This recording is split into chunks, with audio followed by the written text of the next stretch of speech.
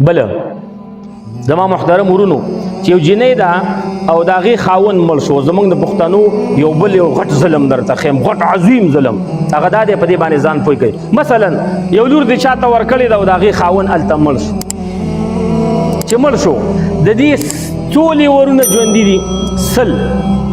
اسلام دا وایي چې دا جنۍ اوس چې دا خاوند دې مړ شو کونډه شوله، دا خپل اختیار کې ده.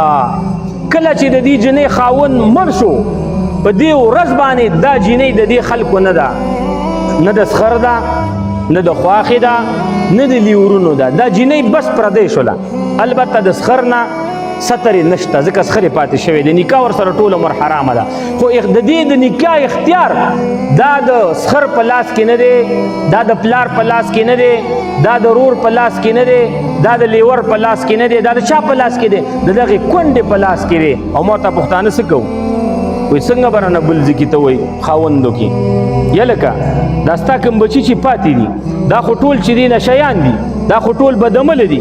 دا جنۍ نه غواړي چې ستا کوم زوی وکړي، زور ورسره کې په زور باندې نکاح نه کېږي. حدیث شریف کې راغلي چې د ځوانې جنۍ نه به تپوس کې او د هغې جنۍ سره چې د هغې خاوند مړ شوی دی سیبه ورته وایي په اسلامي اصطلاح کې، د هغې سره به مشوره کې، مشوره چې دې پلانکي ته دې ورکو خوښه دې ده که نه، اب په ښکاره الفاظو کې وایي چې او یا نه.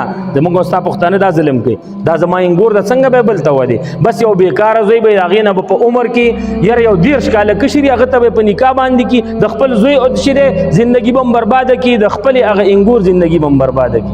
صحابو ته لاړ شئ، د صحابو ښځې صحابه چې کله وفات شوي دي، نو مثلا صحابي وفات شوی دی د قریشو د قبیلې دی او د قرنګي دغه ښځې خاوند کړی دی په بنو تمیم قبیله کې، نو دا څه ضرور نه ده. زما په خبره پوه شولې چې د کومې ښځې خاوند وفات شو او هغې دا غوښتل چې په خپل لیورونو کې څوک نه کومه، هغه به نه مجبوروئ که په زوره دې ورسره نکاح وکړله ته هم ګناهګار یې، ستا پلار هم ګناهګار دی او ټول قوم دې ګناهګار دی. پرېږدې خپل اختیار ته چې چېرته یې خوښوي صالحه نیکعمله خاوند به ځان ته وکړي چې د هغې خوښوي. الله دې علما ته بیا تاسو ته د څو خبرو باندې عمل کولو توفیق را نصیب کړي.